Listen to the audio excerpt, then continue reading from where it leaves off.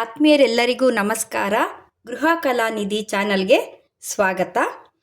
ಇವತ್ತು ಎಳ್ಳಿನ ಪನ್ನೀರ್ ಫ್ರೈ ಅಂಥೇಳಿ ಒಂದು ತವಾ ಫ್ರೈ ಮಾಡ್ತಾಯಿದ್ದೀನಿ. ಇದಕ್ಕೆ ಬೇಕಾಗಿರೋದು ಫ್ರೆಶ್ ಆಗಿರೋ ಪನ್ನೀರು, ಆಯತಾಕಾರದಲ್ಲಿ ಹೆಚ್ಕೊಂಡಿರುವಂಥದ್ದು. ಸೊ ಎಳ್ಳು ಅಂದ ತಕ್ಷಣ ಬಿಳಿ ಎಳ್ಳೇ ಬಳಸಬೇಕು, ಕಪ್ಪೆಳ್ಳು ಬೇಡ. ಆಮೇಲೆ ಅಚ್ಚ ಖಾರದ ಪುಡಿ home made, dry mango powder amchur ಪುಡಿ, ಅದು ಪುಡಿ ಉಪ್ಪು, ಚಾಟ್ ಮಸಾಲ, ಸಣ್ಣದಾಗಿ ಕೊಚ್ಕೊಂಡಿರುವಂತಹ ಬೆಳ್ಳುಳ್ಳಿ, ಇವೆಲ್ಲದ್ರ ಜೊತೆಗೆ ನಮಗೆ ಮುಖ್ಯವಾಗಿ ಬೇಕಾಗಿರೋದು ಸಾಸಿವೆ ಎಣ್ಣೆ. ನಂತರ ಅದನ್ನು ತವಾ ಫ್ರೈ ಮಾಡಲಿಕ್ಕೆ ಮಾಮೂಲಿ ಎಣ್ಣೆ ಹಾಕ್ಕೊಂಡ್ರೆ ಆಗತ್ತೆ. ನೋಡೋಣ. ಇವಾಗ ಪನ್ನೀರ್ ಹೋಳುಗಳನ್ನು ಮಸಾಲೆಯಲ್ಲಿ ಮ್ಯಾರಿನೇಟ್ ಮಾಡ್ಕೊಬೇಕಾಗತ್ತೆ. ಒಂದು 15 ನಿಮಿಷ ನೆನೆಸ್ಬೇಕು. ಇವಾಗ ಮೊದಲು ನಾವು ಬಳಸ್ತಾ ಇರೋದು ಸಾಸಿವೆ ಎಣ್ಣೆ. ಸಾಸಿವೆ ಎಣ್ಣೆ ವಿಶೇಷವಾದ ರುಚಿ ಕೊಡುತ್ತೆ, ದೇಹದ ಉಷ್ಣಾಂಶವನ್ನು ಸಹ ಹೆಚ್ಚು ಮಾಡುತ್ತೆ. ಚಳಿಗಾಲಕ್ಕೆ ಇದನ್ನು ಬಳಸಬೇಕು, ಆರೋಗ್ಯಕ್ಕೂ ಒಳ್ಳೆಯದು. ಈಗ ಸಣ್ಣದಾಗಿ ಹೆಚ್ಚಿರುವಂತಹ ಬೆಳ್ಳುಳ್ಳಿ, ಇದೊಂಥರ ಫಸ್ಟ್ ಡ್ರೆಸ್ಸಿಂಗ್ ಅಂತ ಸಹ ಹೇಳ್ಕೊಬೋದು ನಾವು.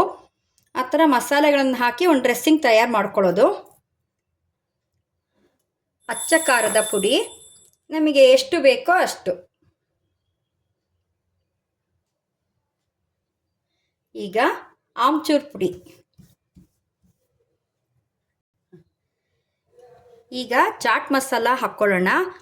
ಒಂದು ಗಮನಿಸ್ಕೊಬೇಕು, ಉಪ್ಪು ಹಾಕಬೇಕಾದ್ರೆ ನೋಡ್ಕೊಂಡು ಹಾಕಬೇಕು. ಚಾಟ್ ಮಸಾಲದಲ್ಲೂ ಸಹ ಉಪ್ಪಿನಂಶ ತುಂಬಾ ಇರುತ್ತೆ. ಈಗ ನಮ್ಮ ಮೇಯ್ನ್ ಇಂಗ್ರೀಡಿಯೆಂಟು ಬಿಳಿ ಎಳ್ಳು. ಎಳ್ಳಿನ ಪನ್ನೀರ್ ಫ್ರೈ ಆದ್ದರಿಂದ ಬಿಳಿ ಎಳ್ಳು ತುಂಬ ವಿಶೇಷ. ಇಲ್ಲಿ ರುಚಿ ಸಹ ತುಂಬ ಚೆನ್ನಾಗಿ ಕೊಡುತ್ತೆ. ಈಗ ಪುಡಿ ಉಪ್ಪು.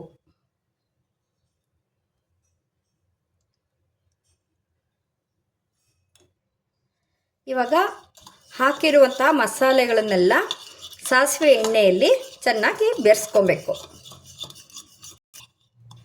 ಈಗ ಮಸಾಲೆ ಮಿಶ್ರಣ ಚೆನ್ನಾಗಿ ಕದಡಾಗಿದೆ ಯಾವುದೊಳಗೆ, ಸಾಸಿವೆ ಎಣ್ಣೆಯಲ್ಲಿ. ಇವಾಗ ಪನ್ನೀರ್ ಹೋಳುಗಳನ್ನೆಲ್ಲ ಹಾಕ್ಕೊಂಡು ಒಂದು 10 ನಿಮಿಷ ನೆನೆ ಇಡಬೇಕು. ಇದನ್ನು ಫ್ರಿಜ್ಜಲ್ಲಿ ಇಡೋ ಅವಶ್ಯಕತೆ ಇಲ್ಲ. ನಾವು ಮ್ಯಾರಿನೇಟ್ ಮಾಡಿರುವಂಥದ್ದು ಮೊಸರಲ್ಲಿ ಏನನ್ನು ಮ್ಯಾರಿನೇಟ್ ಮಾಡಿರ್ತೀವೋ, ಗ್ರೀನ್ ಚಟ್ನಿಯಲ್ಲಿ ಮ್ಯಾರಿನೇಟ್ ಮಾಡಿರ್ತೀವೋ ಅದನ್ನು ಒಂದು 15 ನಿಮಿಷನೋ ಅರ್ಧ ಗಂಟೆನೋ ಫ್ರಿಡ್ಜಲ್ಲಿ ಇಡಬೇಕಾಗತ್ತೆ. ಆದರೆ ಈ ಥರ ಎಣ್ಣೆಯಲ್ಲಿ ಈ ಥರ ಮಸಾಲೆ ಕಲಿಸಿದಾಗ ಇದನ್ನು ಫ್ರಿಡ್ಜಲ್ಲಿ ಇಡುವಂತಹ ಅವಶ್ಯಕತೆ ಇಲ್ಲ. ಇದನ್ನು ಹೀಗೆ ಮಸಾಲೆ ಎಲ್ಲ ಸಂಪೂರ್ಣವಾಗಿ ಹೊಂದ್ಕೊಳ್ಳೋ ರೀತಿ ಕಲಿಸ್ಕೊಂಡು ತವಾ ಫ್ರೈ ಮಾಡಬೇಕಾದ್ರೆ ನಾವು ಸನ್ಫ್ಲವರ್ ಆಯಿಲು, ಶೇಂಗಾ ಎಣ್ಣೆ ಇದನ್ನು ಬಳಸ್ಕೊಂಡು ಫ್ರೈ ಮಾಡ್ಕೊಬೋದು. ಕಲಸಾಗಿದೆ, ಒಂದು 15 ನಿಮಿಷ ಬಿಡೋಣ. ಏನು ಕಲರ್ಫುಲ್ಲಾಗಿ ಕಾಣ್ತಾ ಇದೆ ಅಲ್ಲ. ಮತ್ತು ಕಲಿಸ್ಬೇಕಾದ್ರೂ ಸಹ ಎಷ್ಟು ಚೆನ್ನಾಗಿ ಅರೋಮಾ ಬಂತು ಅಂದರೆ ಟೇಸ್ಟ್ ಬಡ್ಸು ಉತ್ಪತ್ತಿ ಆಗುತ್ತೆ, ಅಷ್ಟು ಚೆನ್ನಾಗಿ ಅರೋಮಾ ಬಂತು.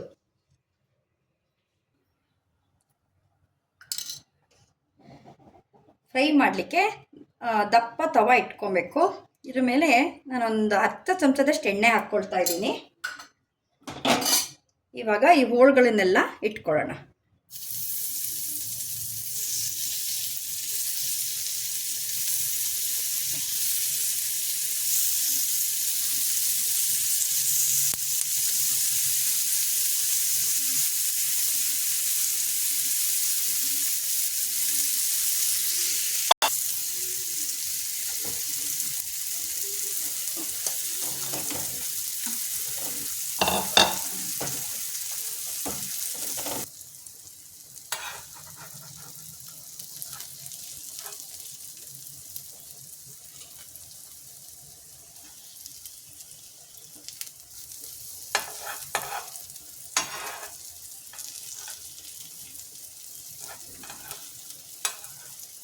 ತುಂಬ ರೋಸ್ಟ್ ಸಹ ಮಾಡಬಾರ್ದು, ರಬ್ಬರಿ ಆಗಿಬಿಡತ್ತೆ.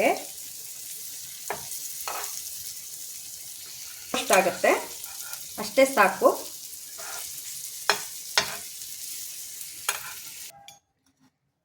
ಈಗ ಇದು ರೋಸ್ಟ್ ಆಗಿದೆ.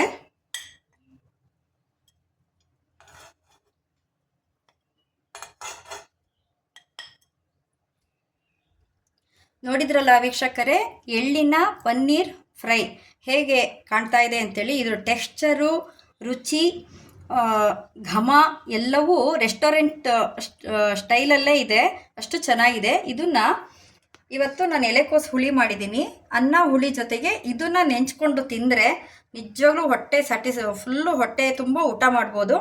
ನಿಮ್ಗೆ ಈ ರೆಸಿಪಿ ಇಷ್ಟ ಆಯಿತು ಅಂತ ಅಂದ್ಕೊಂಡಿದ್ದೀನಿ. ಈ ರೆಸಿಪಿ ಇಷ್ಟ ಆಯಿತು ಅಂತಂದರೆ ಒಂದು ಲೈಕ್ ಕೊಡಿ, ಶೇರ್ ಮಾಡಿ, ಸಬ್ಸ್ಕ್ರೈಬ್ ಮಾಡಿ. ಅದೆಲ್ಲಕ್ಕಿಂತ ಮುಂಚೆ ಇದನ್ನು ಮಾಡಿ ತಿಂದು ನೋಡಿ ನಿಮ್ಮ ಅಭಿಪ್ರಾಯವನ್ನು ಹಂಚ್ಕೊಳ್ಳಿ. ಧನ್ಯವಾದಗಳು.